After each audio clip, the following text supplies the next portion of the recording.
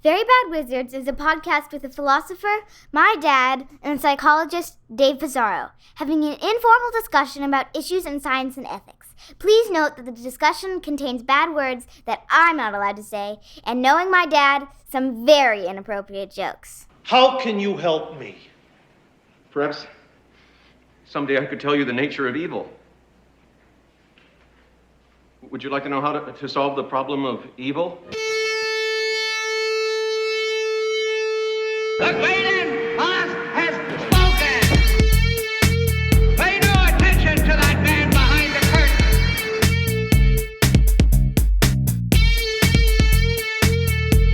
Who are you? Who are you? A very bad man. I'm a very good man. Good man. They think deep thoughts, and with no more brains than you have.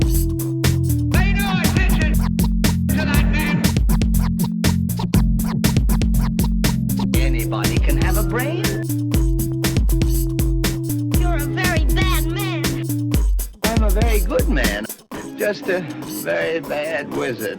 Welcome to Very Bad Wizards. I'm Tamler Summers from the University of Houston. Dave, today we are doing part 3 of our journey into Cormac McCarthy's Blood Meridian. This is the last part, right? This is the concluding part. I guess we'll find out in like 3 hours. We did think, even the first one we thought. But like, I get that the first one, we might have miscalibrated. The second one. So you never know. Especially since not only we're going to talk about a couple of scenes that we didn't get to and the epilogue, but we're also going to cast it and assign a director. Yeah. I'm excited about that. Me too. That's what took me the longest amount of research. That's what I was doing today. I was like looking up actors. Like actors under 20, like best exactly. actors. Turns out there's a lot of lists of hot young actors under 25. I want as the kid, the young Sheldon kid. Oh, I saw him on the list. The plague of every NFL football fan, young Sheldon, because it would always come on after. So you would see these commercials and you would just think, what kind of a mentality and stuff like this.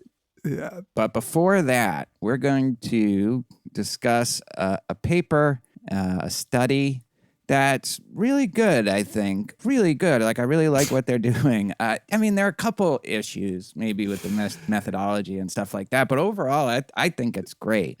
I definitely think there's some flaws, but like totally.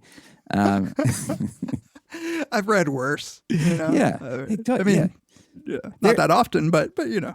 Their heart is in the right place, I think, I think.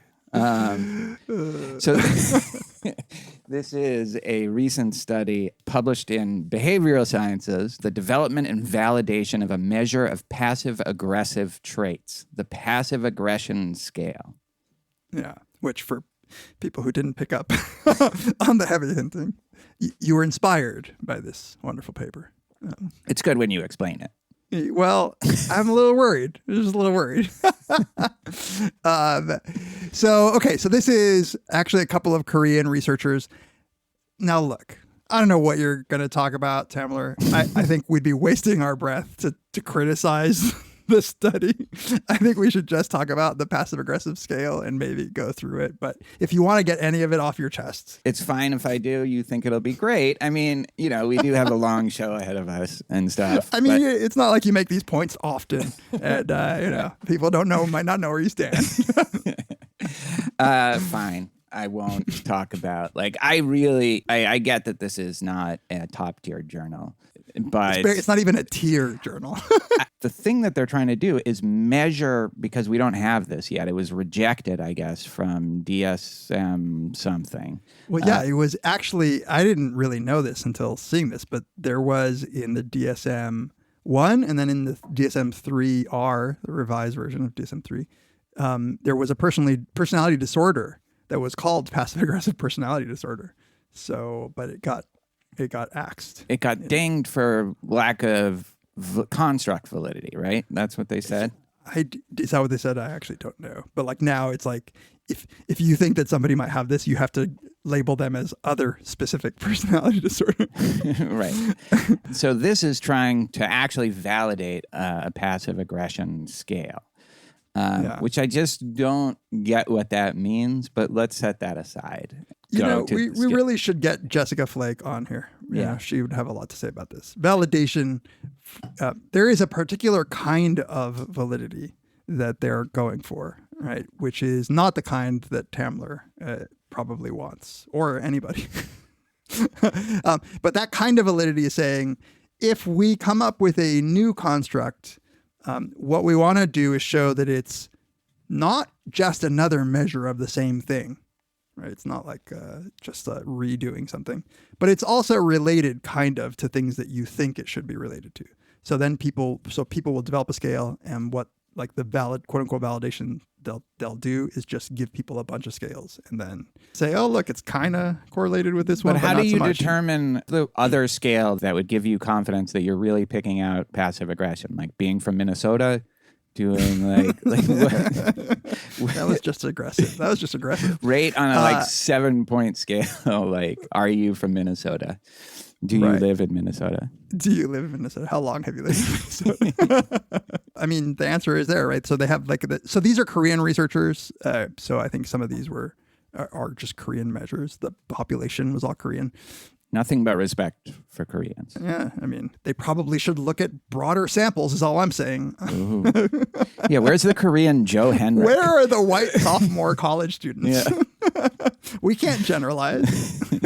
There's no real answer to what they should be looking at. I guess you just want to say, like, if you have like some measure of novelty seeking, you want it to be kind of related to openness to experience, but you don't want it to be exactly the same as openness to experience. Yeah, I just don't know what the one for passive aggression would all be. Of these, right? Like defense mechanism test, defense style questionnaire, the subscale of the Minnesota multiphasic personality. Minnesota personality. Right. Apparently there's a subscale of the MMPI for personality disorders. So you would want it to just kind of overlap with it, but not be exactly that.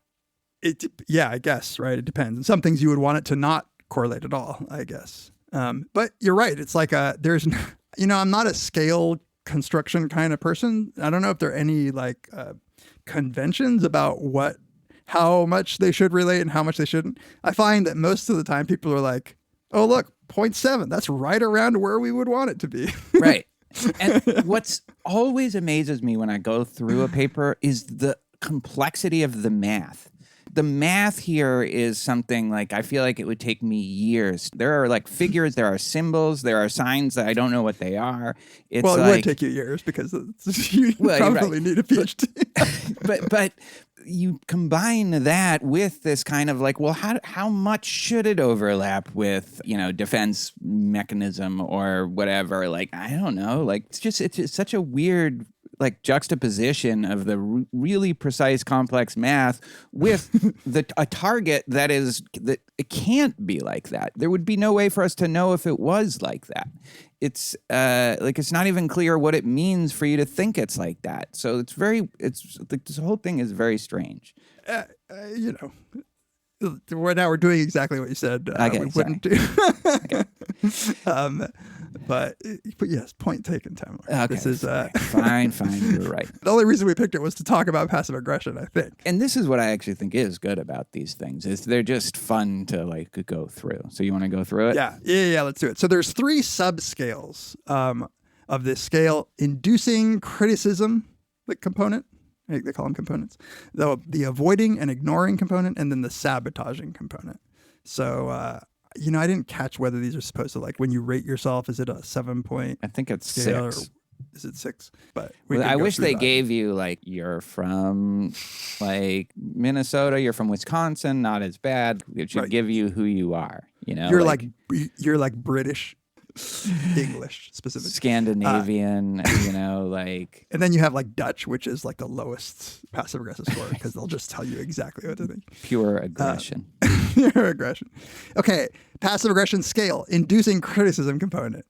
When I talk about someone I dislike or find uncomfortable, I pretend to praise their strengths, but also drop hints about their weaknesses. This is, totally what I associate with passive aggressiveness. Yeah. Like when you're on a hiring committee and you know that you don't want to hire, like somebody who applied to the job. You're like, no, I mean, they're really productive. I've just, heard some things. It's not, but like who knows? Like you just hear things all the time. So no, they're productive. They write a lot of articles. It's not exactly my cup of tea. Like I'm not familiar with that debate, but yeah, a lot of good papers. I tattle on mistakes made by someone I don't like or find uncomfortable to a higher authority to ruin their reputation. This doesn't seem to me to be that's not what I associate with the term. Yeah, there's a lot here that I don't associate with being passive aggressive, I think, and I just wonder if it's cultural differences. This is just being a snitch. Yeah. Yeah, I feel like passive aggressive has to be not, well, I guess it could be behind your back, but this seems like this is just actually trying to get someone in trouble. Yeah. I intentionally reveal embarrassing events or the dark pasts of someone I dislike or find uncomfortable in public. Again. That seems aggressive. At least when somebody does that, so should we say what we're like? I feel like the first one I do sometimes. I do that. These two, I hope I don't do this. But I know people who do, and that's like a huge red flag to me. If somebody's just saying, all of a sudden they're telling you some secret shit about somebody, yeah. Yeah, I mean, for all the shit I give my former state for 3 years, Minnesota, I don't feel like they were especially high in this snitch scale. I think they they do that as much as anybody else does. I guess the part that might be passive aggressive is you don't do it just for the fun of gossip and being a dick, but you do it because you find them uncomfortable. The revealing embarrassing events, again, or dark pasts, I just don't that's a bad thing to do, but I don't feel like it's passive aggressive. Yeah, I don't either. I guess their working definition of passive aggressive is something like you're damaging somebody without ever directly telling them. It's a a completely indirect way. Yeah, I wonder if that's because that's, I guess, maybe we should talk about what we think of passive aggressiveness. It's a subspecies of that, but it's not, to me, the hallmark of it is this. On the one hand, you're kind of pretending to praise somebody or apologize for something that you did, or I also feel like it's very second, interpersonal. Just it's not third party that much. Yeah, exactly. I was about to say exactly that. To me, being passive aggressive is something that you do to a person to avoid being more direct with them. Yeah, I have family members who, the servers in a restaurant, they'll be like, "How was your meal?" And they'll be like, "Oh, it was great. The coffee was a little cold, but yeah." and it's just all right, just say the coffee was cold. Yeah, you're not trying to get them fired or even trying to get you're taking out some resentment in a way that's indirect. That's the way I kind of feel about it. My intuition is the same, and that it's really about interacting with somebody. And by the way, there's a third component which is sabotaging, but these seem like kind of sabotaging too. Mm-hmm. I ask someone I don't like or find uncomfortable questions they can't answer in front of others to make them uncomfortable. That's it's definitely not passive aggressive. That's active aggressive. You're trying to humiliate the person publicly. Yeah. I mock someone I don't like or find uncomfortable by being sarcastic and pretending it's just a joke. Yeah. That one I'll give. Yeah. Especially the part of pretending it's just a joke. I'm just kidding. Why are you getting all upset? Yeah. That's I also. heard you have gonorrhea. Just kidding. Yeah. But seriously, I did hear that, but I'm sure it's modern antibiotics. That's also a thing that I think married couples do to each other. My marriage is accuse each other of having gonorrhea. No. I walked into that.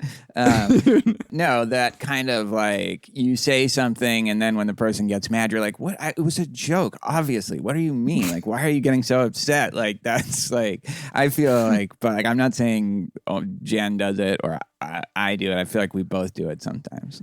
Yeah, there's like a real, I think, as the authors probably argue in this paper, there's a real function for for some of this stuff. You don't want to walk yourself into a fight, but sometimes you do want to communicate something. And if you're cowardly like I am sometimes, then I'd rather have you'd rather do it. Yeah, like a way out. I like to think that I'm more on the like. If I'm unhappy, I'll just say it. But I do think like we all have some of this in us, and I probably have it way more than I would like to admit. Yeah, well, here's the thing. I think that over the years, I've learned to be a lot more direct about things that bother me. But there's some times where I just don't want, like, I just don't want to have the battle of a direct confrontation. And so it's really just sort of like willpower. It's like a crazy that's making me say something. Right. When I have something I want to say about someone I dislike or find uncomfortable, I talk about it with others in plain sight of them. By the way, this is clearly like a translation, I guess, because finding somebody uncomfortable is kind of a weird way of putting it. I agree. Yeah. So this is like talking shit while they're right there. But not in But earshot. out of earshot. Yeah.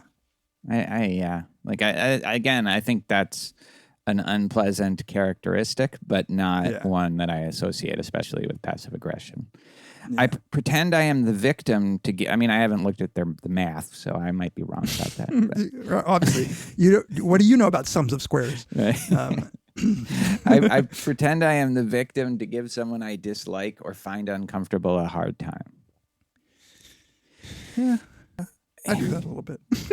Yeah, you do it to me. I feel like you do that. Well, after all that I've put up with. You're like, but I'm Hispanic. Did you? I know that you only asked me to be your co-host because I was Hispanic. I purposefully avoid eye contact with someone I don't like or find uncomfortable. I don't purposely do it.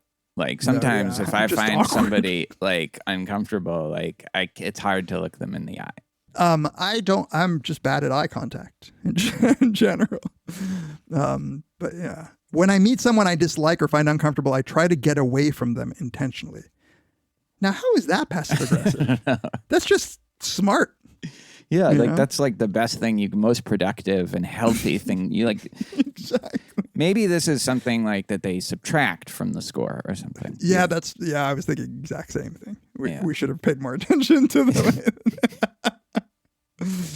Although I don't know that in this paper they actually lay out how they score it. I give someone I dislike or find uncomfortable the silent treatment. Now, if if they're like right there, that's not passive aggressive. I mean, it's passive in the sense that being silent is the absence of an action, but it's pretty damn like I don't know. It's weird. It's like, what are you doing? Like they're talking to you, like, and then you just don't say anything. Like I would be like, "Are you okay?" Like what? Like okay. When someone on social media I dislike or find uncomfortable asks me a question, I pretend I never saw the question in the first place. That's not passive aggressiveness. No. That's just having a healthy like a relationship with social media. There's no obligation. Yeah. Yeah. I have a cold and dismissive attitude towards someone I dislike or find uncomfortable. Again, I don't know how they're measuring this, but like I feel like no, that's the whole point. Is it's pretending to be your friend, and so like if you're being dismissive, at least that's not. That's where you stand. Yeah. Okay, passive aggression scale, sabotaging component. I deliberately delay someone I dislike or find uncomfortable to give them a hard time. What the fuck does that mean? Like, what does that mean? I deliberately delay someone. Gave you a hard time. Do like a bomb scare to the train station you know he's going to take? Like, what do you... This is lost in translation. For the record, we didn't just find this paper. There's an actual blog post like on Psychology Today that like is what the people that published these deliberately delay... I pretend to help someone I dislike or find uncomfortable, but sabotage their work behind their back. Just feel like that goes past passive aggression, but like I get what they're saying, but yeah. This is like hitting like on some sort of borderline personality disorder, like the people who are just like terrible like that. Yeah. This isn't like, I want to make it clear that the Minnesotans that I sometimes bring up in this context don't do a lot of these things. They don't like pull you like by your shirt as you're walking down the hall to delay you. Yeah. Right. When I work with someone I dislike or find uncomfortable, I intentionally don't do my share of the work and end up penalizing them. Now it just seems like you're obsessed. Like you're just like you're the problem here. Right. Yeah, passive aggressive should be way more dismissive than this. And also like less intentional, kind of. Yeah. It's like something Yeah. like you're not. It's not some massive strategy you're thinking up when you're being passive aggressive. Yeah, You maybe know? in my head, when you're passive aggressive to somebody else, it's to their face and it's under the guise. It's a thinly veiled sort of like positivity. Yeah. It's like a positivity veiling like the negativity, but only thinly. Yeah. Veiling some sort of grudge, resentment, bitterness. Like, why are you not citing my papers more? Right. Oh yeah, that's a good one actually. Yeah. Like, as I wrote in 2004. I'm sure you've seen it. Although you didn't cite it, I was wondering why you didn't cite it in that 2009 paper. But anyway, like, yeah, as I wrote. Yeah. Or, I loved your paper. I remember we had a talk about this 2 years ago. Right. And, I remember mentioning to you that somebody should do this. And so to my surprise, I saw it published. I didn't know that you were going to take me up on that to that extent. Maybe I should be a little more careful next time, I guess. But that's great. Congratulations. There's a certain level of pettiness to academics that I come up with excuses and say things like, I forgot to someone I dislike or find uncomfortable. Well, I say that to a lot of people. Plenty of people that I like and find comfortable. Yeah. I find you comfortable, Tim. I find you comfortable. You're like a couch. I deliberately procrastinate when someone I dislike or find uncomfortable asks me to do something. That's kind of passive aggressive, yeah.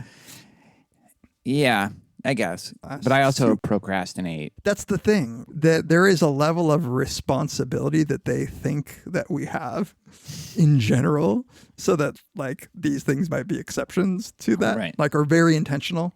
Right. When someone I dislike or find uncomfortable asks me for a favor, I don't give it my all and do a sloppy job.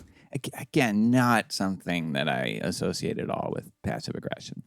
Yeah. Like, again, there might be a real cultural difference here in the use of the term but like a lot of these, I just don't think of as passive aggressiveness. But you can't argue with math, Well, they validated it with like a bunch of Korean scales. Maybe this is actually such an open and shut case of a valid scale in Korea. Probably in Korea, yeah, Our Korean listeners can chime in and let us know. If we have mainly let us know what it means to find somebody uncomfortable. Yes, exactly. And also there was another one that I had no idea. Oh, delay. The delay. I would like to delay. know what that was translated from. Yeah, like do you let the air out of their tires? Nevertheless, if one feels like they or someone they know is struggling with passive aggressive tendencies, it's important to seek help. This is in the Psychology Today article. It's important to seek help, as passive aggression may be a cause or symptom of other problems such as depression, self-harm, stress-related disorders, or eating disorder. So depending on how you score on this, like you may need to seek help. Like, I don't know. Maybe there's like there's a huge, what's the passive aggressive hotline?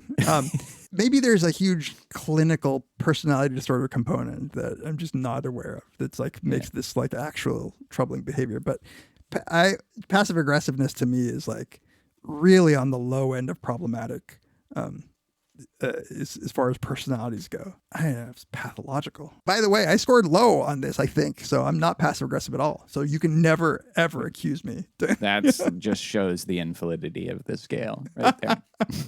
All right, we'll be right back to talk about Blood Meridian, our concluding, we think, part. It would be amazing if we couldn't conclude, but I don't think we do it for this. This episode of Very Bad Wizards is brought to you by our longtime sponsor, BetterHelp. Have you ever experienced those moments in life when you knew exactly what was good for you, but somehow you can't seem to get it done? Like you're fully aware of what you should do, what's in your best interest, but for whatever reason you can't make it happen? Well, then you're probably like me then, and you're not alone. The good news is that for many people, therapy turns out to be an effective way to figure out what's holding you back so that you can start working for yourself instead of against yourself. I've seen firsthand how therapy has been able to transform the lives of some of my friends and family, and it really isn't just for people who've experienced severe major events like trauma or is undergoing severe depression. It's for anyone who wants to improve their mental well-being. And therapy is a powerful tool for helping personal growth. It helps you learn coping skills, helps you learn how to set boundaries. It generally just allows you to become the best version of yourself that you can be. It's like having a trusted guide to navigate through your life's challenges. So if you've been thinking at all about starting therapy, BetterHelp makes it incredibly easy. Everything is online. It's designed to be convenient, to be flexible, to be tailored to your schedule. All you need to do is fill out a brief questionnaire. They match you with a licensed therapist who will suit your needs. And if they don't, this is the great part about BetterHelp, you can switch therapists anytime at no additional charge until you find the right fit for you. So if you're ready to take that step toward living a happier, healthier life, if you're ready to put some investment into your mental health and well-being, BetterHelp is there to support you every step of the way. Start your journey to a better you with BetterHelp today. Visit betterhelp.com/VBW and you'll get 10% off of your first month of therapy. That's BetterHelp.com/VBW. Our thanks to BetterHelp for sponsoring this episode of Very Bad Wizards.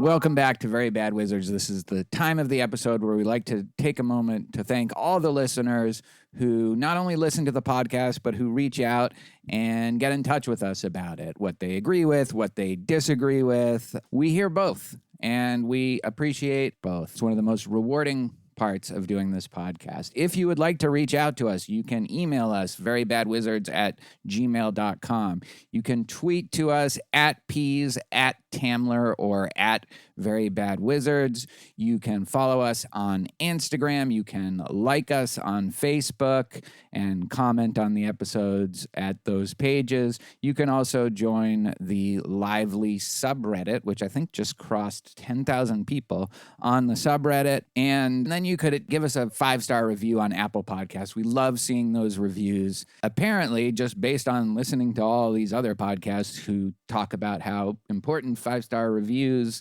and ratings are, it will help people find out about the podcast who don't already. And of course, we thank all the listeners who spread the word by word of mouth as well. If you would like to support us in even more tangible ways, there are a few different ways you can do that. You can buy some swag, you can give us a one-time or recurring donation on PayPal, or you can join the Patreon community on Patreon. We are just so thrilled to have this community. The last 3 episodes are all because listeners on Patreon both suggested that we do a deep dive into Blood Meridian and then voted for it.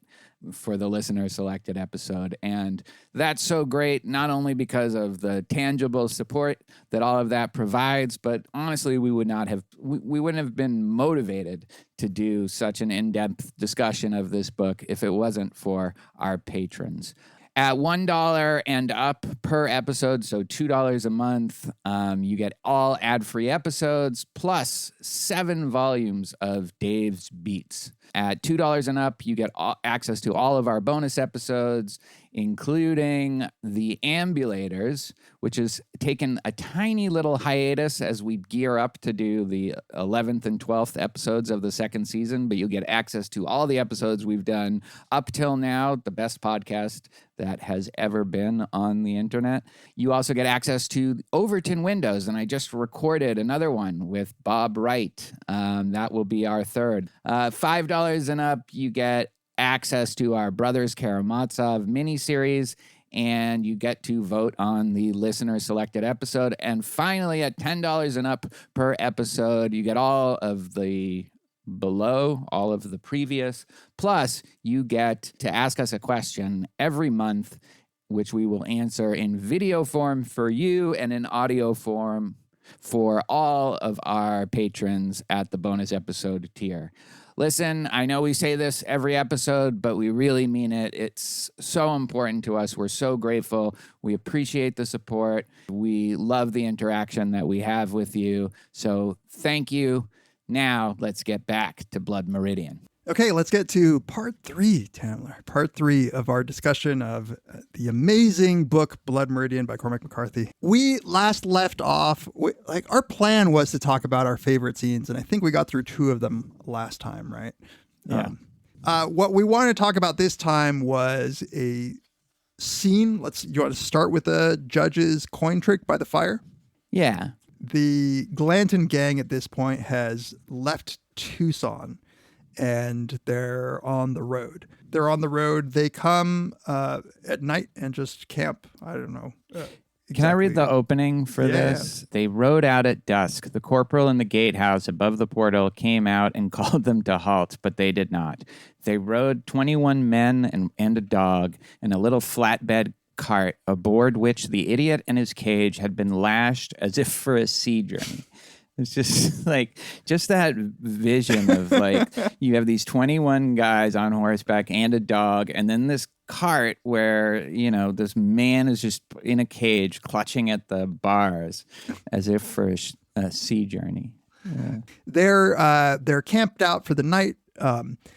Glanton is staring into the embers of the fire. There's that kind of like a cool little part where the narrator describes Glanton sitting by the fire. He's saying basically their company has changed quite a bit since they started. They're down a bunch of men, so many gone, defected or dead. The Delawares are all slain.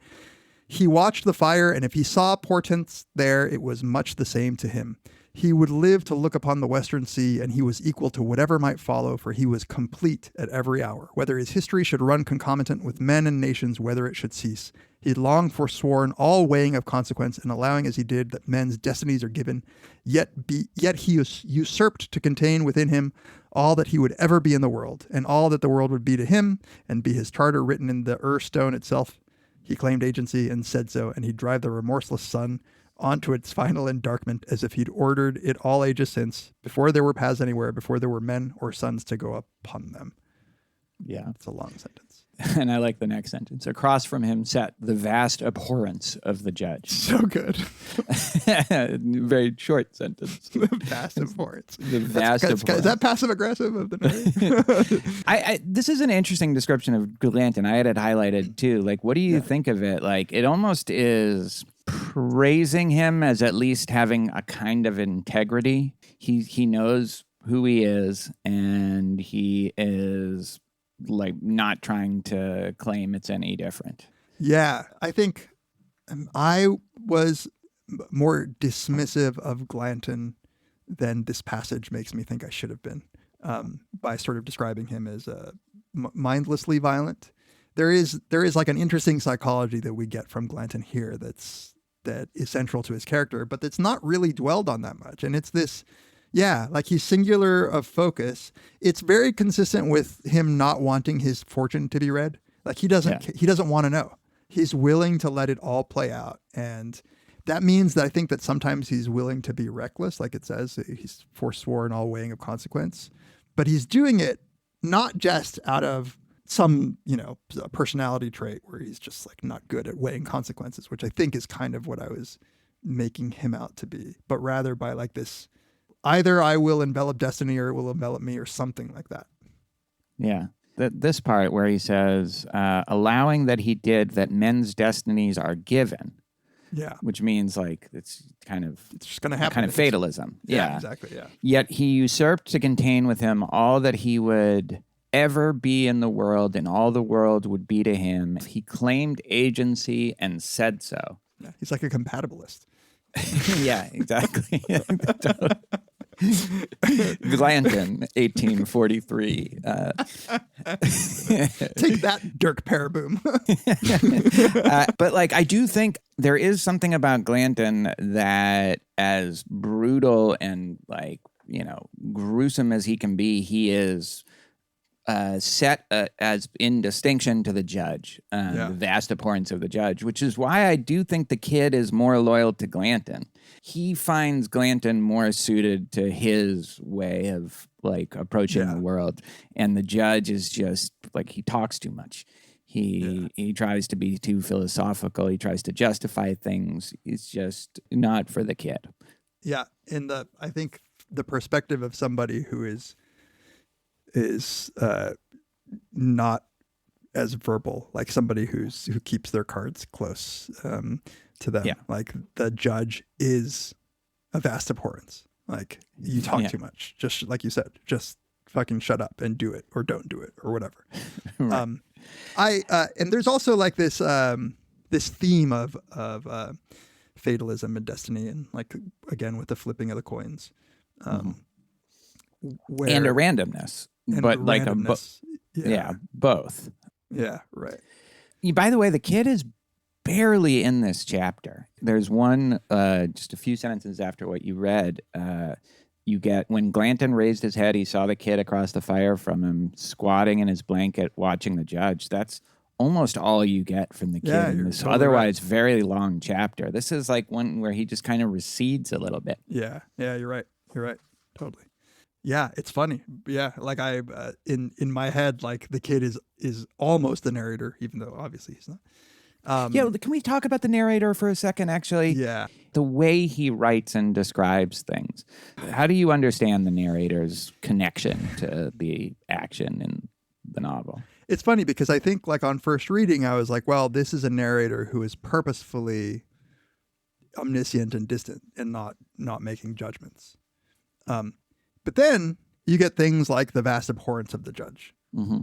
And you get that there is an infusion of the narrator's worldview. But I can't tell what it is, because sometimes when he's describing, like in a few paragraphs down, he's talking about the flames sawed in the wind and the embers paled and deepened and paled and deepened, like the blood beat of some living thing eviscerate upon the ground before them. And they watch the fire, which does contain within it something of men themselves, inasmuch as they are less without it and are divided from their origins and are exiles. For each fire is all fire, the first fire and the last ever to be. So he's like espousing a philosophy. Like this is not just like, and then this happened and then that happened. Right. And the narrator will do that quite a bit, but trying to pin down what exactly the philosophy of the narrator is. Anyway, it's kind of interesting, and it might affect how we understand the actual coin trick. Right. Come. Yeah. So the judge at this point is not by the fire. The judge has gone out on one of his weird errands, like his weird little missions. Obscure mission. Obscure missions. The men start having a conversation. Somebody asks if it's true that at some time there had been 2 moons in the sky. And the ex-priest eyed the false moon above them. By the way, I took some time trying to figure out what a false moon was. And as far as I can tell, he's talking about the ring around the moon, maybe. That's what they were seeing. Yeah. So asked if it were true that at one time there had been 2 moons in the sky, and the ex-priest eyed the false moon above and said that it may well have been so, but certainly the wise high God in his dismay at the proliferation of lunacy on this earth must have whetted a thumb and leaned down out of the abyss and pinched it hissing into extinction.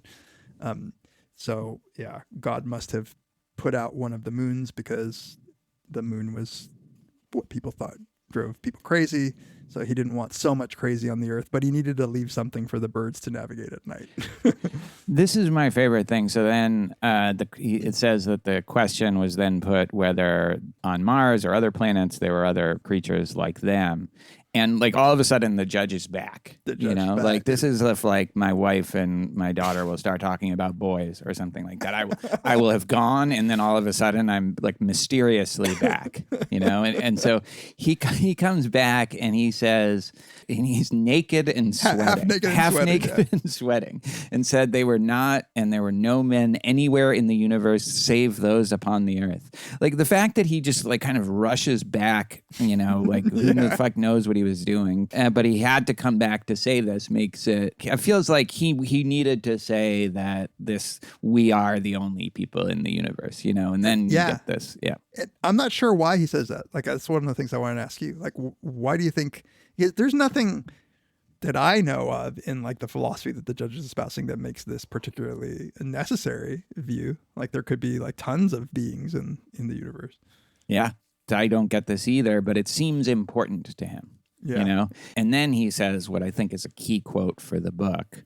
The truth about the world, he said, is that anything is possible. Had you not seen it all from birth and thereby bled it of its strangeness, it would appear to you for what it is, a hat trick in a medicine show, a fevered dream, a trance, bepopulate with chimeras, having neither analog nor precedent, an itinerant carnival, a migratory tent show, whose ultimate destination, after many a pitch in many a muddied field, is unspeakable and calamitous beyond reckoning. The universe is no narrow thing, and the order within it is not constrained by any latitude in its conception to repeat what exists in one part and any other part. Kind of Humean there, argument against induction. Even in this world, more things exist without our knowledge than with it, and in the order in creation which you see is that which you have put there. Like a string in the maze, so you shall not lose your way. For existence has its own order that no man's mind can compass, that mind itself being but a fact among others. So good. There's so much here. Like you could do an episode just on just on that.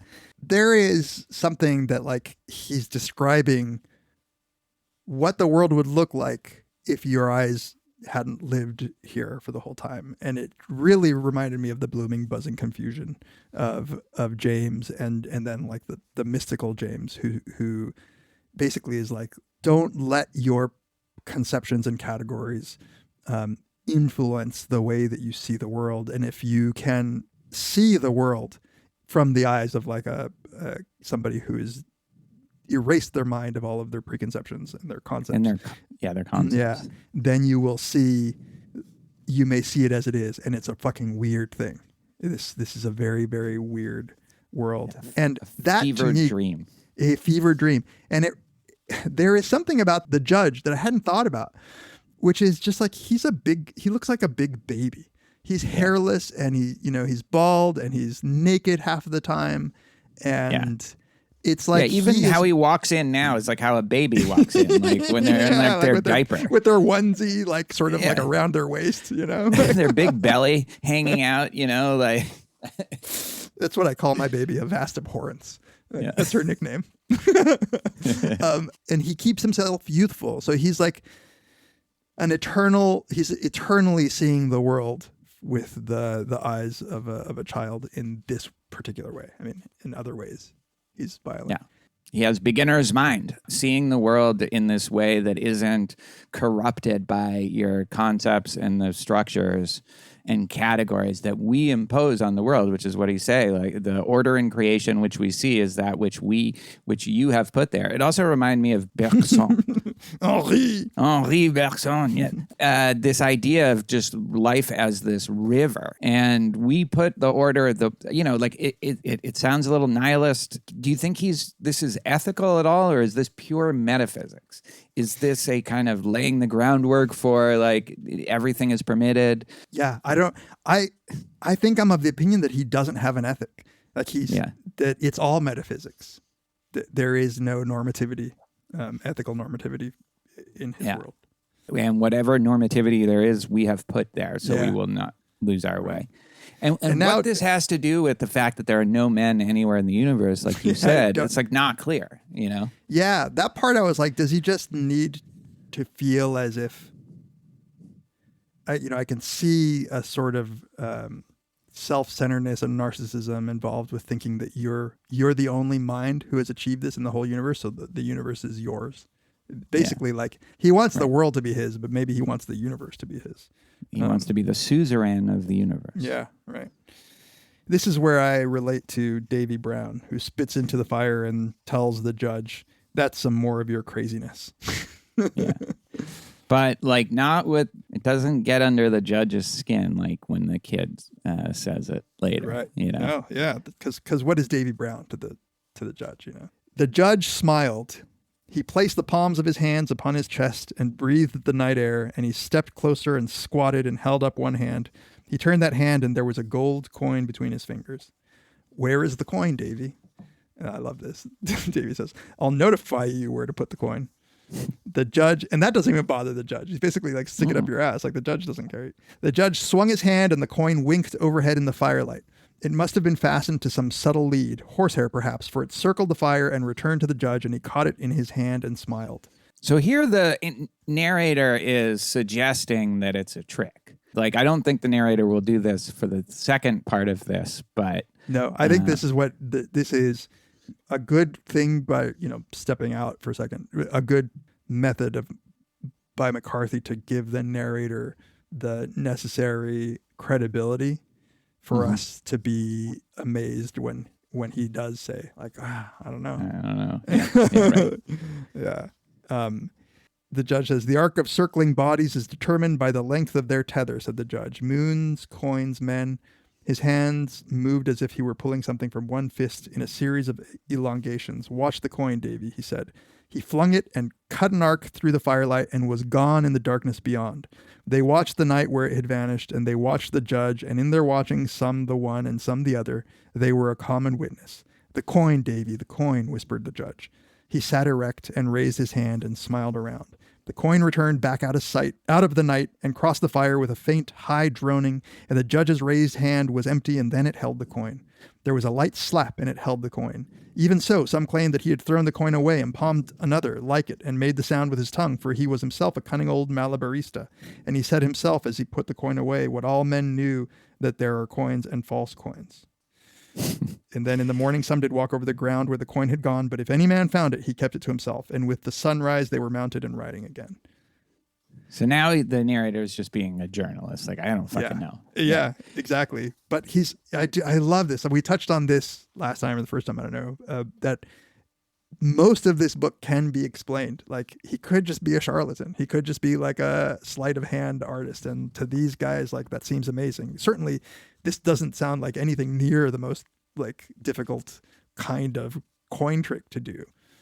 But I don't know. The one where he throws it into the night and then you watch it come back, returned back out of the night, and then with that poop, slap, like that's a tough trick. I think that the narrator is being pretty clear to give it like an out here, like by saying like he could have made that noise with his mouth, and it could just be that like you think you saw it return because like of the action that your eyes are expecting that fire reflections and whatever.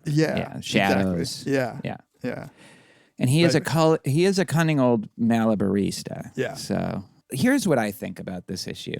I think there's no answer to this. I saw on the Reddit page that there was people who they took you to be arguing that there's nothing supernatural about the judge except maybe until the end.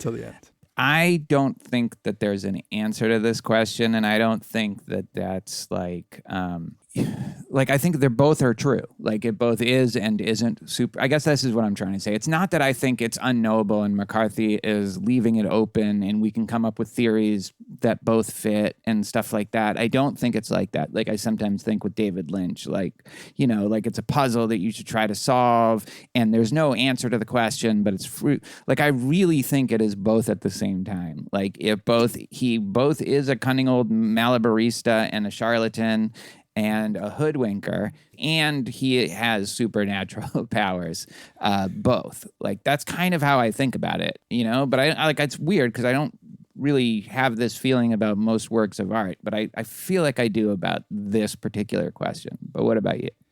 Yeah, I also don't think that McCarthy's saying, I know, but I'm not telling you.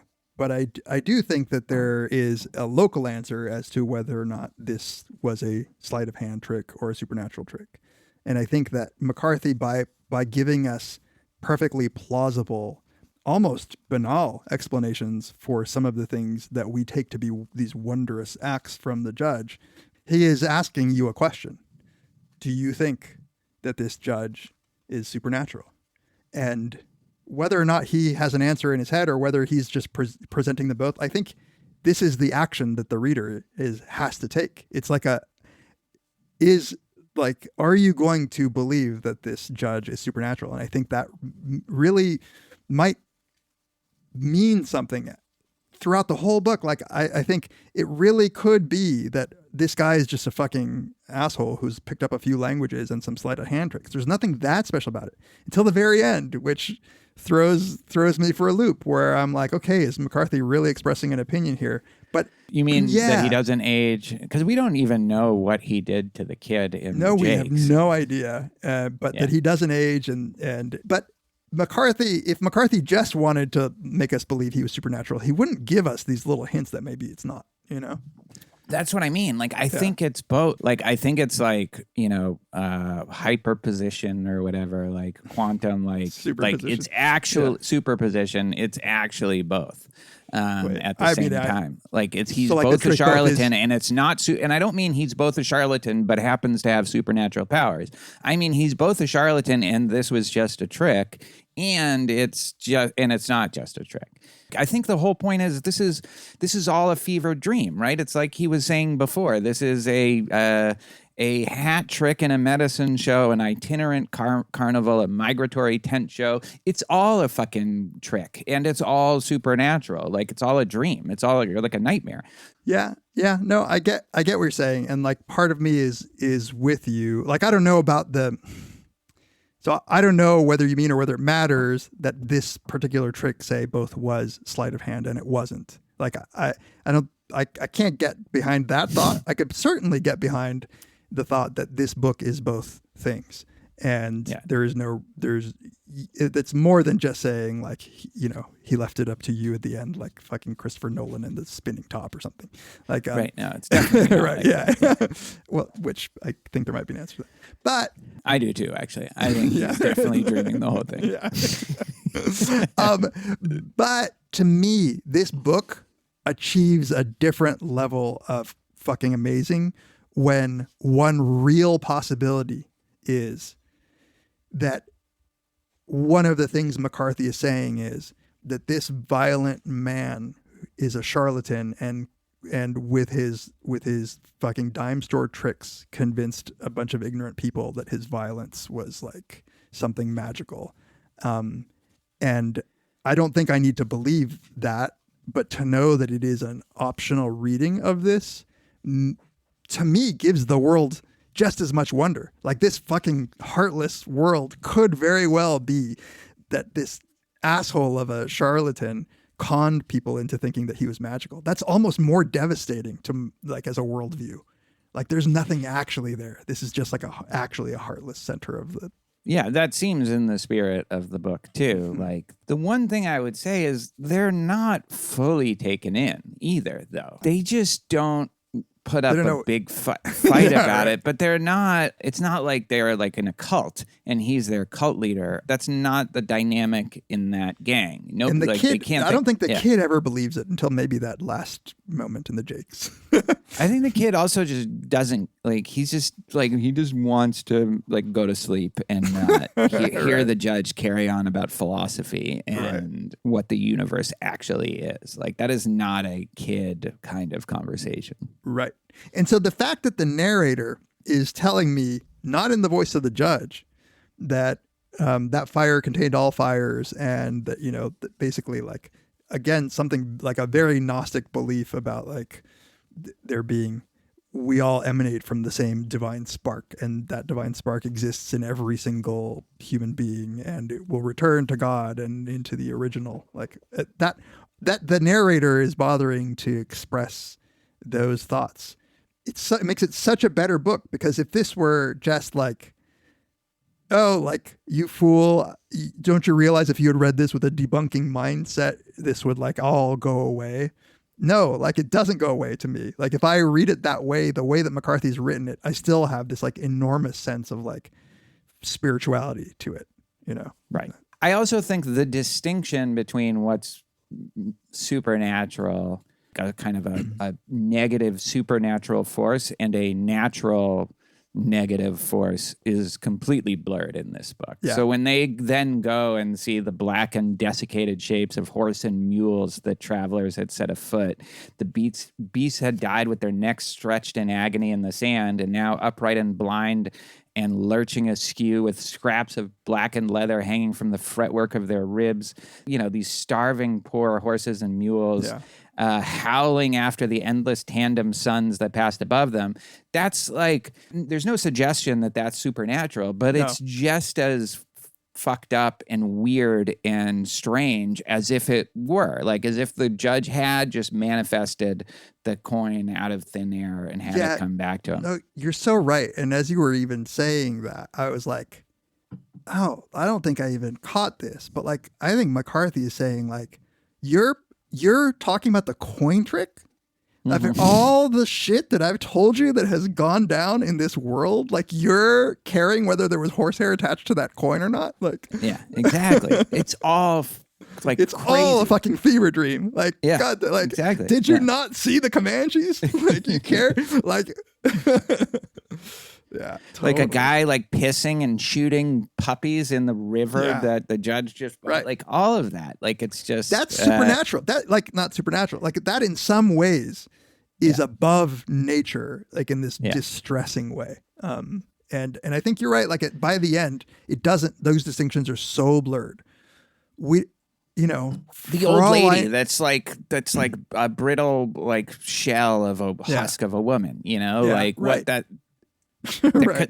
That could happen, but by the end, I guess it's interesting. We could talk about this later. By the end, whether the kid ended up being so intimidated at the thought of the judge in the back of his mind that he, drunk in a bar one night, swore that he hadn't aged. Who knows? Yeah.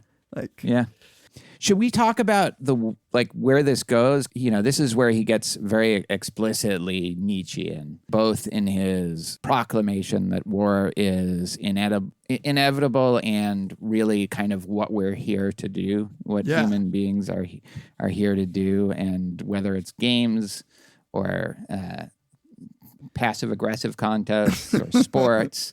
It's all war in the end. War is God. But then someone named Irving, I'm not even sure, a guy named Irving says, might does not make right. The man that wins in some combat is not vindicated morally. And the judge's reply to this is, moral law is an invention of mankind for the disenfranchised of the powerful in favor of the weak. So the kind of slave morality idea. Historical law subverts it at every turn. A moral view can never be proven right or wrong by any ultimate test. A man falling dead in a duel is not thought thereby to be proven in error as to its views. Has Sam Harris responded to this, by the way? His very involvement in such a trial gives evidence of a new and broader view. The willingness of the principals to forego further argument as the triviality which it is in fact is, and to petition directly to the chambers of the historical absolute clearly indicates of how little moment and are the opinions, and of what great moment argument are the divergences thereof. For the argument is indeed trivial, but not so the separate wills thereby made manifest. I mean, that really is, like, maybe it's a slight caricature of Nietzsche, but whatever, whether it is in that spirit. I do love this idea that is actually super consistent with this chance determines everything, is kind of the ultimate thing to do is engage in a game of warfare where, unlike any other game, there's real literal skin in the game, and you're letting fate, chance, randomness decide who was right in the end without you're not appealing to any principle. You're not saying like there's any normativity. You're just saying like, let's fight to the death, and whoever wins turns out that was the right one. Like, or not even right. That's the one who gets to keep living. Yeah, in fact, he says it's not just because he dies, it doesn't mean that he was in error. Yeah. Because he at least tried to get in the duel. Like, the key is to just be in the duel, willing to stand up for it. He's kind of saying what I think the kid more lives by. You don't talk about it and make principles about it. You just do it. Yeah. Here there can be no special pleading. Here are considerations of equity and rectitude and moral right rendered void and without warrant. And here are the views of the litigants despised. Decisions of life and death, of what shall be and what shall not, beggar all question of right. In elections of these magnitudes are all lesser ones subsumed, moral, spiritual, natural. It's like the only answer to this is who dies and who lives, and we all end up dying anyway. And then he says, but what says the priest? And the Tobin looks up but doesn't go against it. And he takes this to be evidence that the priest, even though he says he has a blasphemous tongue and blah, blah, blah, like, you don't, like, the fact that you're with us right now. Yeah. Do you think he's speaking to the kid here, really? Oh. I hadn't thought of that. Because he doesn't give a shit about what the priest actually thinks. But I do love I do love that he says to the priest who tries to be on a moral high ground in that moment, he says, priest, what could I ask of you that you've not already given? Because you're here. Because you're here. You're playing the game. You're doing exactly what you probably would say that you shouldn't do. But so there's no argument.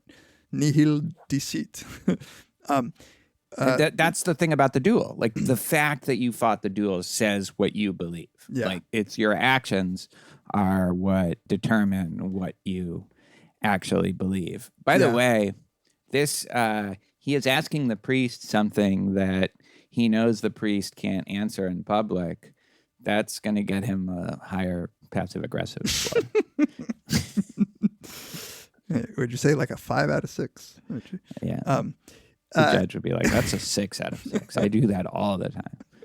But I can never get the kid. I can never rope the kid. Yeah, I think, like, I hadn't thought of it, but given what I think is going on between the judge and the kid, I actually think that the judge is talking to the kid. When he says, what could I ask of you that you've not already given? It's sort of an attempt to convince the kid that he's already part. But in reality, he's not, or he wouldn't have to try to convince him. This is the thing about the judge. There's a little almost defensiveness, insecurity, like rationalization that you almost feel like he's going on and on about this because he knows that there are some people that aren't fully buying it. Yeah.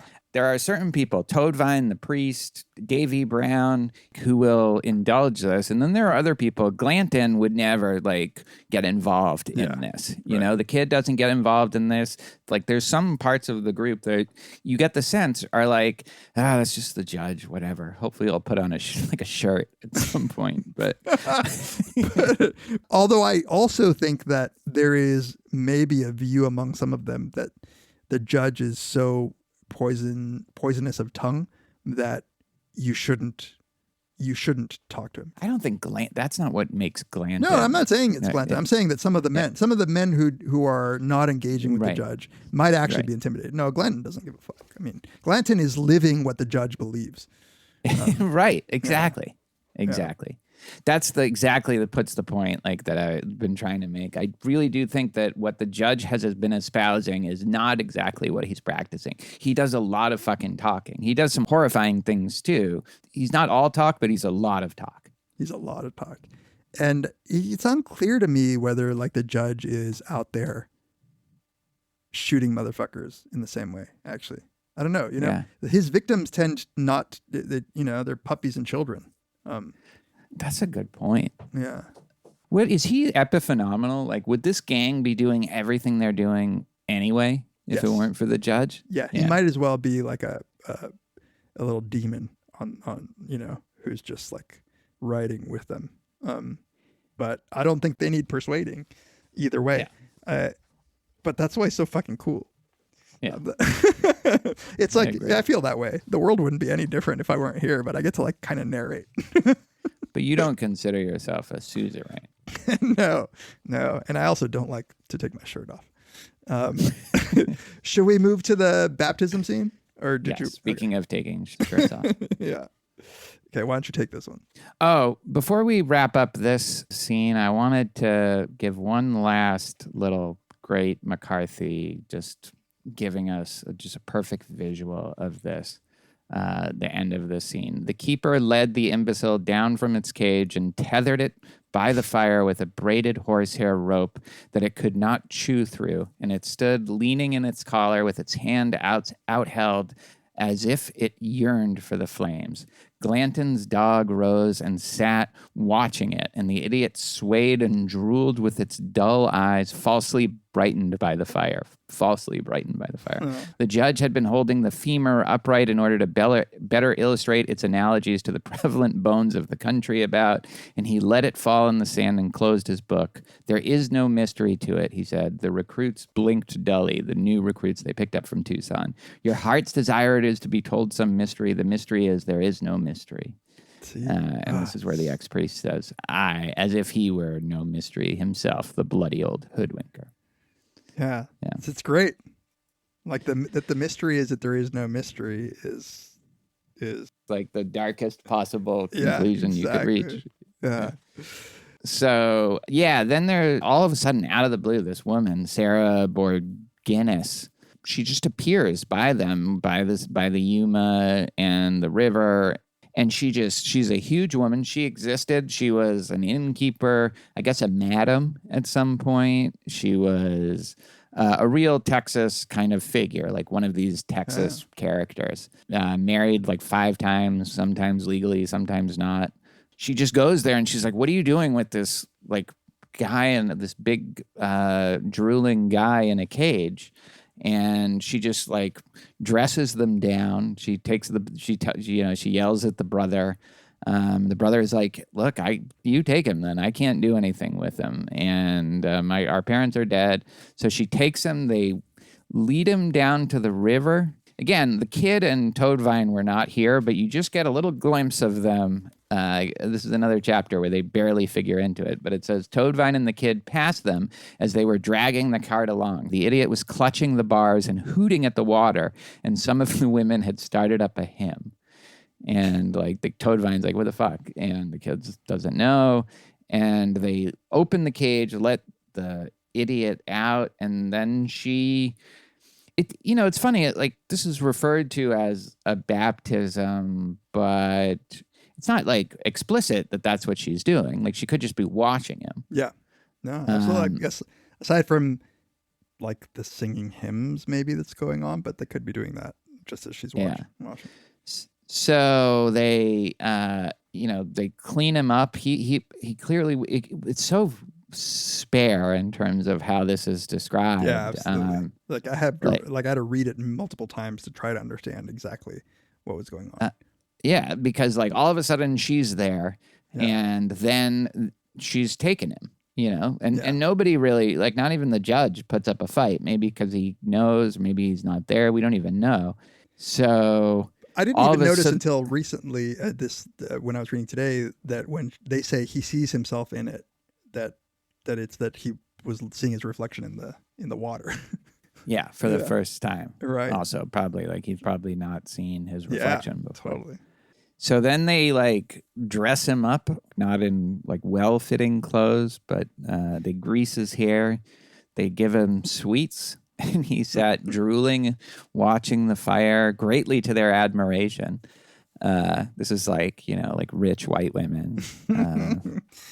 And so then what's so weird is that like he's in underwear, they kiss him goodnight, they tuck him in, they go to sleep, and then he immediately just is gone. Like he takes off all the clothes and goes back to the river, and then he enters the water, and then just like he obviously can't swim, he drowns. And the judge on his midnight, this is such a funny narrator thing, by the way. Now the judge on his midnight rounds was passing along at just this place, stark naked himself.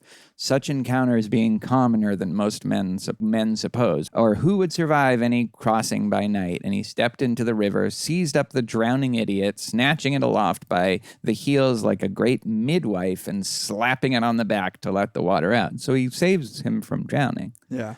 A birth scene or a baptism or some ritual not yet inaugurated into any canon. He twisted the water from its hair, and he gathered the naked and sobbing fool into his arms, and he carried it up into the camp and restored it among its fellows. It's almost like the judge actually does have some fondness for the idiot. Yeah, maybe. But as I was reading about this scene today, it could be that the idiot, well, he has a name now, Tamler, James Robert. Oh, yeah. James Robert. He was trying to kill himself. Like, it could be that this whole thing that happened where they, like, dressed him up normal and, like, that it was so weird to him. And it seems like he didn't it seem like he wanted to, like, almost jump in the fire? That the judge isn't saving him, but rather preventing him from being, like, ending the misery that he was feeling. For the first time, he's been caged up. He gets a taste of the water. Maybe he realizes, I can end this all. Like, he's been in a cage. He realizes he could drown. And the minute that, like, the ladies leave him, he crosses that amphitheater and tries to drown himself. And here comes the judge and lifts him up. Yeah. It could be. It's a darker way of thinking about it. And the judge kind of keeps him like a gimp from this point on. So, well, he was a gimp before. No, I mean like the gimp from Pulp Fiction. Yeah, but that's just because they burned the cage. The women burned the cage. Otherwise, he would at least get to be in the cage. Yeah, but like the judge is, I'm saying, walking around with him, but like on a leash, like his fucking little pet. If you don't want him to do that, then don't burn his cage. No, but he doesn't need it. What I'm saying is he doesn't need to bring him around. Like, he doesn't need like him to be. He could have just like left him. Well, then he'll just run off. You can't just let him run off. He could build another cage. There are leash laws for idiots in this time. Don't judge. What is the judge a judge of? Yeah, he's a judge. What is he a judge of, though? So this is so sparse. Like, they tuck him in, they go to sleep, and then it just immediately goes to him being naked, walking through the amphitheater back to the river. Like it could easily be that my God, like, I get to swim in the river. That was amazing. That was fun. Like, I guess I feel like I get the sense that he's been treated so horribly, so inhumanly, that, like, he wouldn't make the decision to kill himself. I don't even think he would know that going to a river would actually result in his death. And so I guess I don't fully buy that. Yeah, that I mean, line. it does. The narrator describes it as him losing his footing. So that's not quite what you'd think. But, who knows? I think maybe it's even darker that the idiot doesn't have the conception of doing that. That requires like having like a more normal human relation to life. Animals don't decide to just kill themselves, and he is half animal the way he's been treated. That's why him seeing himself in the reflection for the first time, to me, is like all of a sudden he gets this sense of self. Like, he gets that whatever that level of consciousness that humans have, all of a sudden, that self-reflective ability. And if the first thing he thinks when he gets that is, let me end this, like, that's just creepy.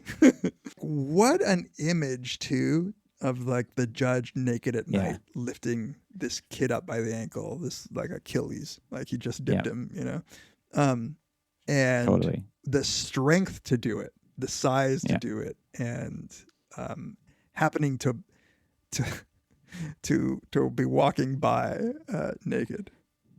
The judge really has the ability. Don't to pop judge. up. Those things happened all the time. Like, what are you talking about? I didn't understand that either.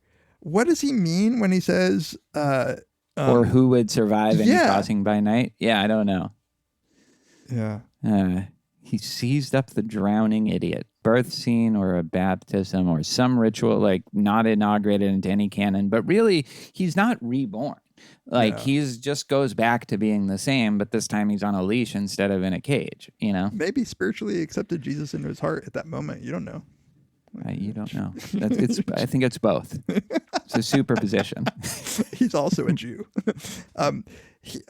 Also, what I wasn't sure about was why they were, well, I guess no, that makes sense. When they brought him sweets and he sat drooling and watched the fire greatly to their admiration. I guess that's just self-congratulations. Yeah. Oh, we're so virtuous. We're the original virtue signalers. So let's talk about the epilogue and let's cast this, because we gotta wrap this up. Yes, that's right. Okay, book's over. Epilogue in italics. In the dawn, there is a man progressing over the plain by means of holes which he is making in the ground. He uses an implement with 2 handles, and he chucks it into the hole, and he enkindles the stone in the hole with his steel, hole by hole, striking the fire out of the rock which God has put there. On the plain behind him are the wanderers in search of bones and those who do not search, and they move haltingly in the light like mechanisms whose movements are monitored with escapement and palate, so that they appear restrained by a prudence or reflectiveness which has no inner reality, and they cross in their progress one by one that track of holes that runs to the rim of the visible ground, and which seems less the pursuit of some continuance than the verification of a principle, a validation of sequence and causality, as if each round and perfect hole owed its existence to the one before it there on that prairie, upon which are the bones and the gatherers of bones, and those who do not gather. He strikes fire in the hole and draws out his steel. Then they all move on again. Yeah. What do you make of it? You first. Okay, so this one, clearly there can't be a real answer to this. But, so a lot of people think that what he's describing here about the man making holes in the ground and progressing across the plain is like putting up telephone poles, you know, like those... The things that you use to dig those holes are like these, you know, two when Al Swearingen is all pissed off. Exactly, yeah. And so they're sort of progressing across the continent, maybe. That doesn't give, it doesn't say anything about what he means by this, but that it's talking about some form of progress, technological progress, like progressing here, meaning crossing the continent. It's like a new form of conquest. Yeah, and I like kind of the when he's talking about striking the fire out of the rock which God has put there. It seems very much like man harnessing this new technology, enabling mankind to harness the power that once only belonged to God.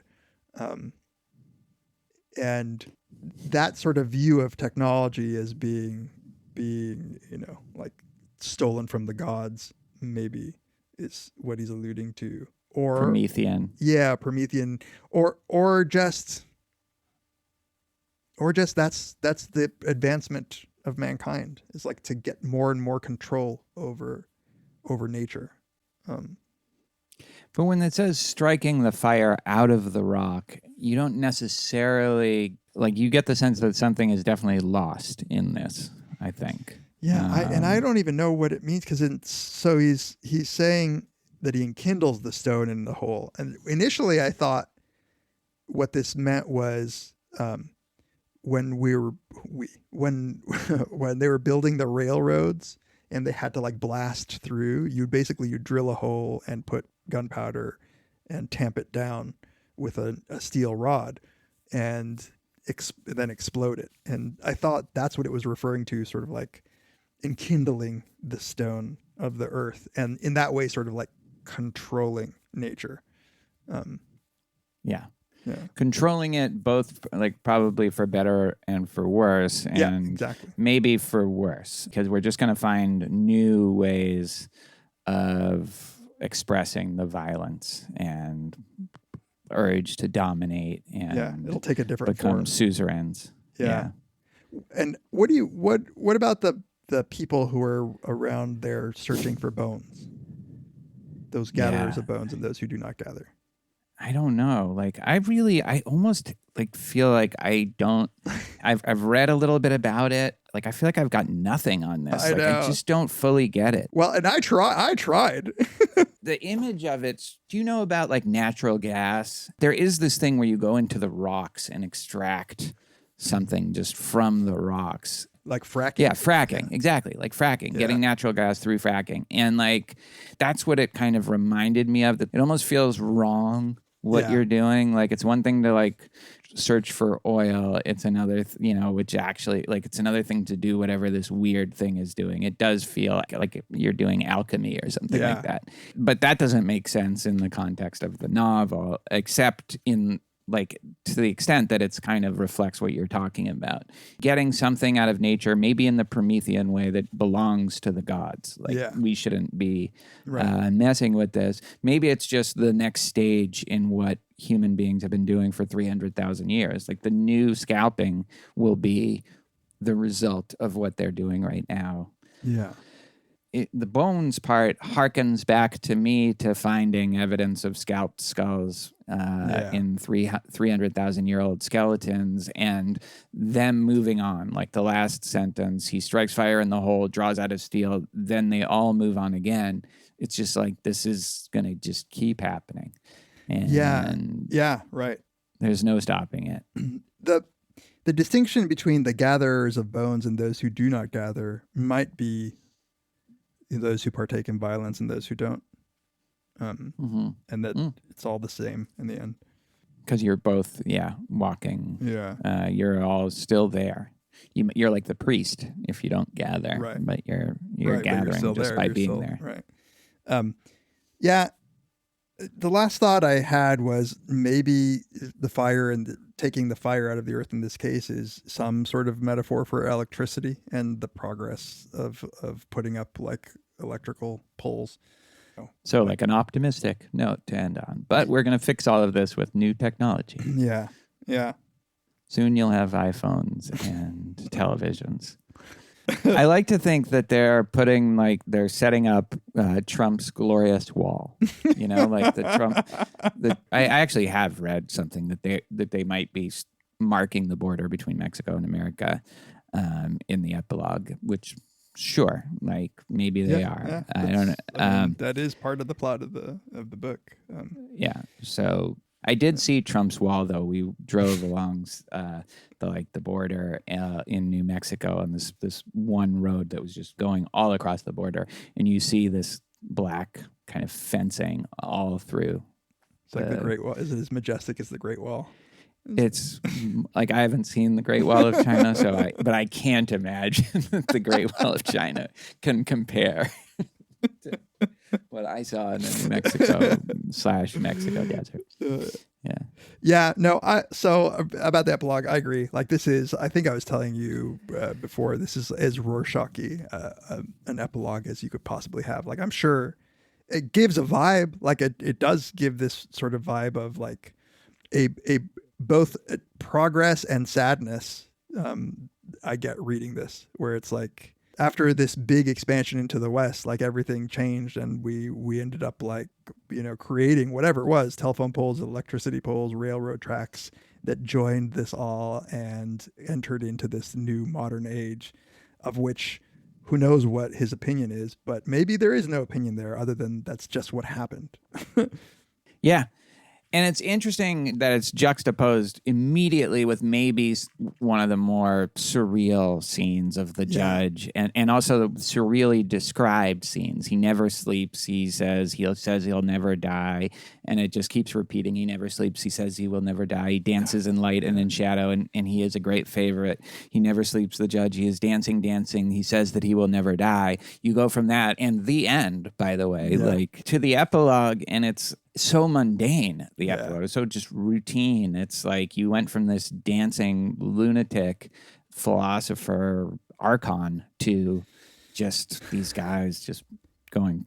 Actually, on that note, actually. I'm just like seeing that this might, consistent with what you're saying, where it says on the plain behind him are the wanderers and search bones, and those who do not search, and they move haltingly in the light like mechanisms whose movements are monitored with escapement and palate, which are clock making. They're watch parts. So like they're mechanistically moving so that they appear restrained by a prudence or reflectiveness which has no inner reality. It's like the technology has made us lose that like spark of creativity or imagination or whatever, spirituality. Yeah. So like we're just now, whereas and these subjectivity. Guys, like they just have rules and like an algorithm for putting this down. And whereas these guys were crossing the plains just with nothing but will and blood and imagination and violence.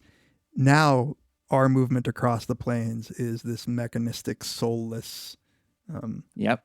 I think that's the best interpretation that I like that I've heard. Yeah, like as horrifying and, deeply immoral and evil as the judge was, he had imagination. Yeah, he had there's creativity. a spirit there. He can make, there's a spirit. And you don't get that with these people. Yeah. So be like the judge. Alienated labor. Be more like the judge. Yeah, alienated labor. Be more like the judge. And for the record, I only noted this because escapement is a word that I've come across in my nerdery about watches. Yeah. And You so are paid like- off. It paid. Someone asked us what our hobbies were going to be, as we get older, and like you have too many. Like I don't know how you're going to That's true. fit all that. I don't have enough money for that particular one. All right, let's cast this movie. All right. Should we start with director? Yeah, let's start with it. By the way, there is a movie, we should say, yeah. that's planned, but this has happened before. We'll see if this ever hits the screen. But the person who's directing it is John Hillcoat, who directed The Proposition, which is an Australian Western, which I saw and liked, but don't remember anything about. I think it was from 2005. He also did The Road, the Cormac McCarthy adaptation, which I think people liked, but I haven't seen. I have not seen it. So just ground rules here. You and I briefly talked about whether or not we should constrain ourselves to movies that could be made now, like present day people. And I ended up doing that. So you may not have, but I did too, actually, with a couple of slight deviations. So, yeah. So who do you have? all right. I feel like I need to say something about my choice because this is so difficult a call to make. And I was being torn in two directions. One, find a director who can shoot with a kind of the soulless violence that's so central to this, and like the Western. Yeah. Versus a director who could capture, to me, like the beauty of what this might look like, even if it's like an awful beauty. And I went with what I think of as the latter. So my pick is Terrence Malick. For this. Good one. Yeah. He definitely was someone I considered. Yeah. I don't know. If it were up to me, I would have like some sort of, like I would toss in Guillermo del Toro or something, or the Coen brothers, people who could do a sort of like, in the case of the Coen brothers, a gritty violence necessary, or in the case of Guillermo del Toro, like add some of that magical realism to it. Yeah, I think Terrence Malick, in some ways, my issue with him was the violence, like capturing the violence. Yeah, exactly. Like he did. His first movie is about serial killers. This scratched the mystical itch for me. That's Yeah. just the judgment call that I made. And the Texas landscape. And the itch. landscape, yeah. Yes. I think that's a good one, but not as good as mine.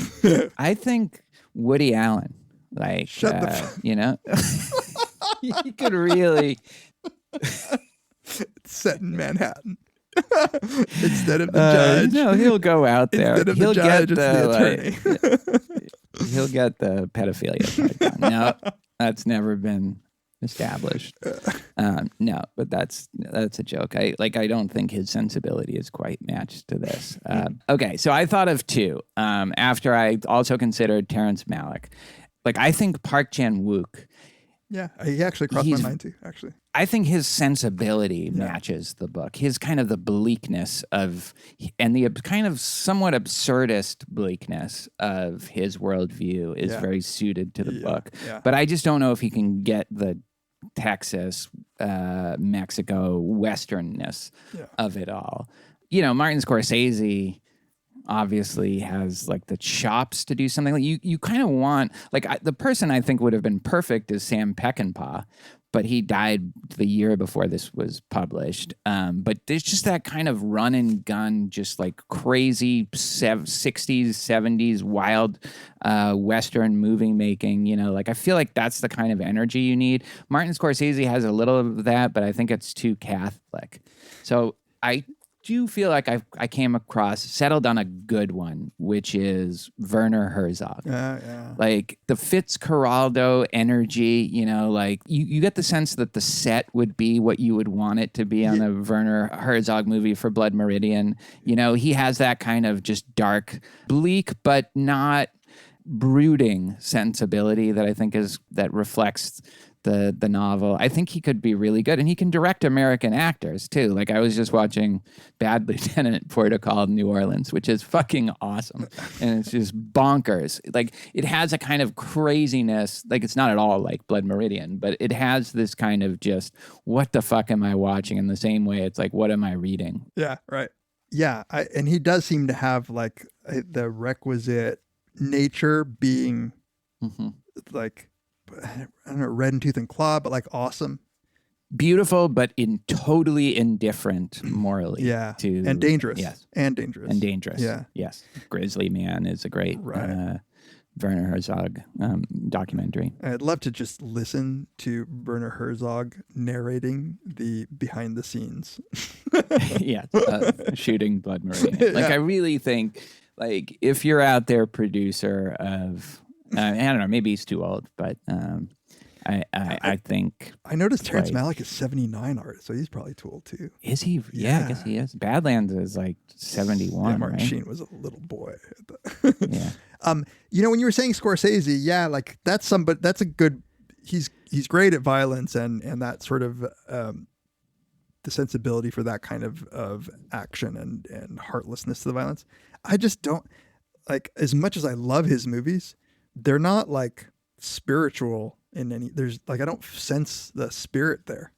Like I disagree with that. I think he's like very really like Wolf of Wall Street. Like, he's too no, I'm not talking about religious. Wolf of Wall Street, but like Silence or The Irishman or no, not religious. I'm not talking about Guilt. like Jesus stuff. I mean like a heart, like that mystical heart that this movie needs. Like he's not that at all, you know? Yeah. Right. No, I see what you're saying. Like in that way, David Lynch would capture that aspect of it really well. Yeah. But also just, I think it's weird because like in some ways David Lynch would be really good for this, but it's not the same, I don't know, attitude. It's not the same perspective on life. Again, I think David Lynch might be ultimately a little too optimistic for this book. Maybe. I mean, I actually think the Coen brothers would probably do a good job, given what they've saw done them it do. before. Yeah. But you just don't want it to be as controlled as they would have it. Like I think this has to be a little wilder. Yeah, that's it really why I needs like to be the Peckinpah energy. Now, like, you know? Yeah, exactly. Yeah. That kind of Apocalypse Now energy is kind of exactly how I think this should be. All right, what do you got for cast? All right. You know, for the judge, it's going to be no surprise to you because we talked about this, but I cannot shake this person and I believe he was even attached to it before, but it's Vincent D'Onofrio. Like the more I read about the judge, Vincent D'Onofrio, I think for the judge, you need someone who will act the shit out of a role. Like, I think you really need somebody who's going to take this seriously, this fucking fucked up character seriously. You need a big person. You need a pale person. And the image of Vincent D'Onofrio, childlike, Vincent D'Onofrio in Full Metal Jacket with his like shaved head, but now at this age with like a belly. He also played the Kingpin in the Marvel, the Daredevil, like he was a main character, the Netflix adaptation, and that character is big and bald and strong, and so I can't I have him more pegged to be the imbecile, but I just don't know enough about him. I don't see him waxing philosophical. He definitely looks the part, like his face, that kind of, like, I imagine the judge looking like that kind of baby fat cheeks kind of stuff, the somewhat innocence, but I just don't know like how he would talk about. Weirdly, if you saw him in Kingpin, he acted the shit out of that in a very, very philosophical but like heartless way. Yeah. So I think he has the acting chops, but yeah. Again, like that's a good one, but I have a much better one. Wallace Shawn, I think. Bald. What's he in? From Princess Bride, Manhattan. Shut up. I always forget Wallace Shawn's name for some reason. Yeah. Inconceivable. This world is inconceivable. Jeff Goldblum popped to mind as someone with the physical kind of characteristics of the judge. I just don't know if he could pull it off acting-wise. He's a good actor, but he's not. You need like an overpowering presence, He's tall. He's Daniel tall. Day-Lewis, actually, by the way, popped to my mind, too. That's the one I settled on. Sorry. Yeah. He has that like overpowering presence, but he also isn't just Daniel Day-Lewis. Unlike a lot of these like presences on the screen, like Nicolas Cage or like Jack Nicholson or someone like that, they are in the end Nicolas Cage and Jack Nicholson, but Daniel Day-Lewis isn't. He could do it. Like I don't know what his size is. He's tall. I looked this up too. Like he's actually, yeah. Then I think it should definitely be him. Yeah. I think I feel like he's the only person He's who could 6'2". really pull it off. Yeah, D'Onofrio 6'4", Daniel Day-Lewis 6'2". Daniel Day-Lewis would shave his head, and you just need to put some weight on, I think, to like the mass. But you don't. Yeah, he would have to like bulk up. Yeah. He doesn't have quite the face that he's Vincent a little D'Onofrio good looking for it. Like that's why Vincent D'Onofrio has the ability to look like a pudgy, overgrown baby. Probably he does. He can do that. Yeah. He would just like research it. He would probably grow like 5 inches. Like he would do whatever it takes. Change the muscular structure of his face by thinking about it. Yeah, exactly. Just by living it. Daniel Day-Lewis, I think, is a good judge. I think that's a really good answer. All right, Toadvine. Do you have anybody for Toadvine? I have a good one. Toadvine stumped me. So but let me do my kid answer first, because this is the one that I spent too much time trying to I don't know. I know nobody of this acting generation. The FBI is wondering why you're searching young actors. Like I was thinking about under how I 20. So the person that I came up with, I don't even know based on what. I saw him recently in something that I really liked. It's this kid named Will Poulter. Do you know? Oh, yeah, that's a good one. Yeah, from Midsummer. I think that he would, whatever it is that I saw him in, I was really impressed. He was, Midsummer, he was in The Revenant. He was in a Black Mirror. He was in a Black Mirror, that's right. I think that he has enough of a baby face still, but also I think is a good enough actor where he could play a young man with kind of that weight on him. So the one I came up with for the kid is Nicholas Hoult from Mad Max Fury Road, the one that's that joins up, and he has that kind of violence and innocence that he combines both of those that I think would be good for this role. Yeah, and actually, I'm also in The Favorite. I'm looking at pictures of him, and I was like, oh, he's too pretty, but like. Obviously, in Mad Max, he's not. So he has like the ability to. Would he be a good director? The Mad Max. Oh yeah, George Miller. It's George Miller. Yeah. George Miller. He also, he did all the Mad Max movies. He definitely has. He could definitely stage a lot of the action really well. I know, and he has some of the apocalyptic sensibility. But the visuals and the action would be good. So Nicholas Hoult is mine. I also thought of Lucas Hedges, but I don't really give a shit about him. But he's good in whatever I've seen him in Manchester by the Sea, and he's like not too pretty for this. Yeah, I think he could be okay. How old was Toadvine? This is what this is what I started looking up, and this is what stalled me for finding a Toadvine. I don't know. So I kind of assumed he was a little older than the kid, but not that much older. And so I came up with Barry Keoghan. What's he in? Barry. He was most recently in the Banshees of Inisherin. He's the poor kid who ends up.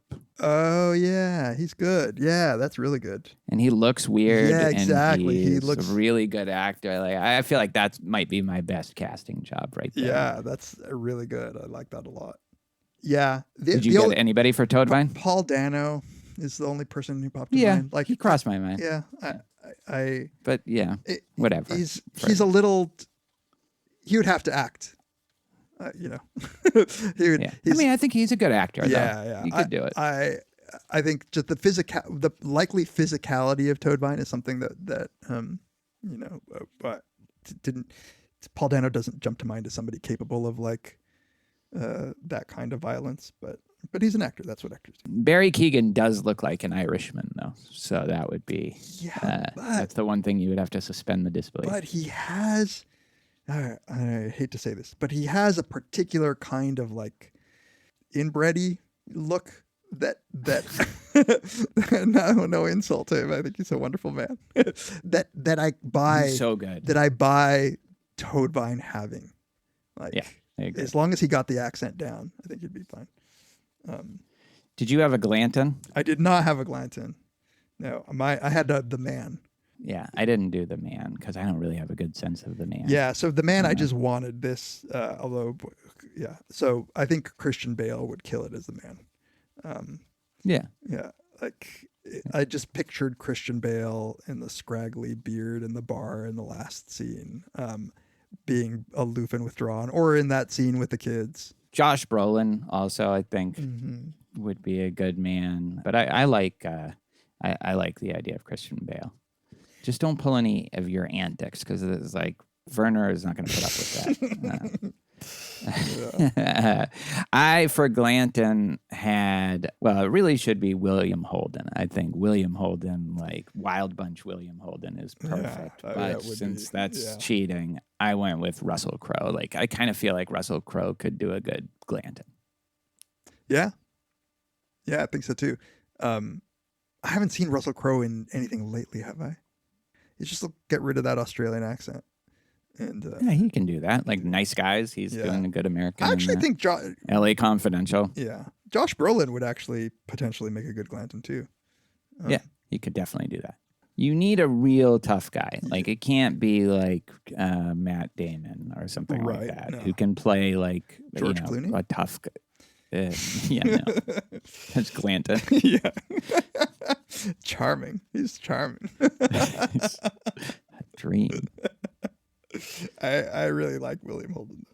All right, so that's it. It's cast. Send us the royalties, the checks. I don't know what you guys worked out in your new deal. We're casting directors part of the strike. Yeah. All right. Any last words on this? I guess we are concluding. I feel sad. We made it.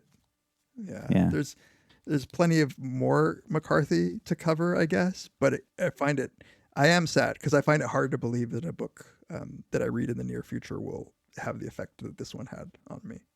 Yeah.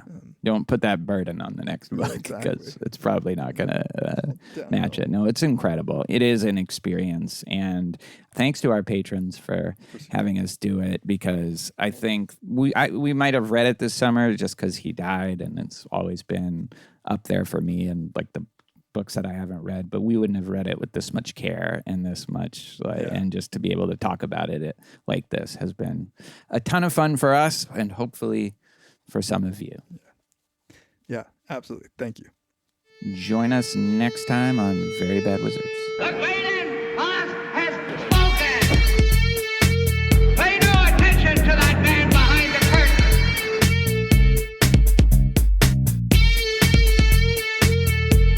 Who are you? Who are you? A very bad man. I'm a very good man. Good man. They think deep thoughts, and with no more brains than you have.